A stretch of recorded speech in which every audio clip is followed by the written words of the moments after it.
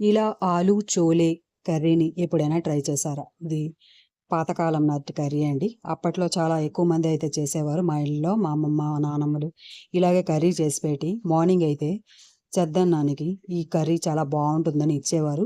చెద్దన్నానికే కాదు పూరికి, నెక్స్ట్ రైస్‌కి, అదే పొడి అన్నంకి కూడా చాలా బావుంటుంది. హాయ్ అండి. Welcome to our channel Lakshmi Akshaya. ఇప్పుడు ప్రాసెస్‌లోకైతే వెళ్ళిపోదాం. ముందుగా స్టవ్‌నైతే వెలిగించి కుక్కర్‌నైతే పెట్టుకొని, కుక్కర్ బాగా వేడైన తర్వాత ఆయిల్ వేసుకోవాలి. ఆయిల్ బాగా వేడైన తర్వాత పోపు సామాన్లు ఒకటికొకటిగా యాడ్ చేసుకుందాం. ముందుగా అయితే జీలకర్రని, తర్వాత మినపప్పుని, తర్వాత కొంచెం ఆవాల్ని వేసుకొని, నెక్స్ట్ అవి వేగిన తర్వాత పచ్చిమిర్చి చిన్న చిన్నగా కట్ చేసుకొని వేసుకోవాలి. నెక్స్ట్ కరివేపాకునైతే చిన్న చిన్నగా కట్ చేసుకొని వేసుకోవాలి. వేసుకొని వేయించుకున్న తర్వాత ఆవాలు ముందేనే చెప్పాను. కొన్ని యాడ్ చేసిన తర్వాత ఆవాలు యాడ్ చేయండి. ఎందుకంటే అవి చిటచిటలాడుతూ ఎగురుతూ ఉంటాయి. సో, అలా అని చెప్పి కొంచెం కొన్ని యాడ్ చేసిన తర్వాత వేసుకోండి. ఓకేనా? నెక్స్ట్ అల్లం వెల్లుల్లి పేస్ట్ పూర్తిగా పేస్ట్ కాకుండా కచ్చా కచ్చాగా దంచి పెట్టుకొని అదైతే యాడ్ చేసుకుందాం. యాడ్ చేసుకొని బాగా వేయించుకుందాం. అందులోనే పసుపు చిటికెడు వేసుకొని అది కూడా బాగా వేయించుకుందాం.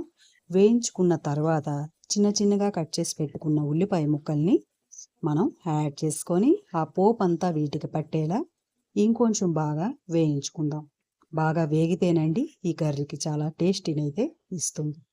నెక్స్ట్ చిన్న చిన్నగా కట్ చేసి పెట్టుకున్న టమాటో ముక్కలు ఇలా వేసుకొని ఇంకొక్కసారి ఆ పోపంతా ఆ ముక్కలు, ఉల్లిపాయ ముక్కలు అంతా వాటికి పట్టేలా ఇంకొంచెం బాగా వేయించుకుందాం. టమాటో ముక్కలు పచ్చి వాసన అంతా బాగా పోవాలి. పోతేనే ఆ వాసన అయితే ఉండదు, బాగుంటుంది. వేగిపోతే చాలా బాగుంటుంది. ఒక నిమిషం పాటు ఇలా వేయించుకోవాలి. నెక్స్ట్ వేయించుకున్న తర్వాత మనం ఈ ఉడకపెట్టి ఉంచుకున్న శనగలు అయితే ఉంటాయి కదా, ఆ శనగలను అయితే వేసుకుందాం. అవి కొమ్ము శనగలు అంటారు కదా, చోలే అని కూడా అంటారు కదా. అవి వేసుకున్న తర్వాత సాల్ట్‌ని అయితే వేసుకొని ఇంకొంచెం ఆ పోపు ఈ శనగలకి పట్టేలా బాగా వేయించుకుందాం. చూస్తున్నారు కదా, ఇలా ఆ పోపు అంతా ఈ శనగలకి పట్టేలా వేయించుకున్న తర్వాత మనం ఉడకపెట్టి ఉంచుకున్న బంగాళదుంపలు అవి ముందుగానే ఉడకబెట్టి ఉంచుకోవాలి. బంగాళదుంపలు ఆ బంగాళదుంపలు తొక్క తీసి ఇలా ముక్కల్లా కట్ చేసి మనం యాడ్ చేసుకుందాం. ఇలా యాడ్ చేసుకున్న తర్వాత ఇంకొకసారి కింద నుంచి పైకి ఆ శనగలు ఫ్లేవర్ అంతా ఆ ముక్కలకి పట్టేలా, అదే ఆ బంగాళదుంప ముక్కలకి పట్టేలా ఇంకొకసారి ఇలా కలుపుకుందాం. ఇలా కలుపుకున్న తర్వాత మనం కొంచెం కారం అయితే మీకు ఎంత కారం కావాలో అంత కారం వేసుకోవచ్చు. మా ఇంట్లో కొద్దిగా తింటారు కాబట్టి నేను కొంచెమే యాడ్ చేస్తున్నాను.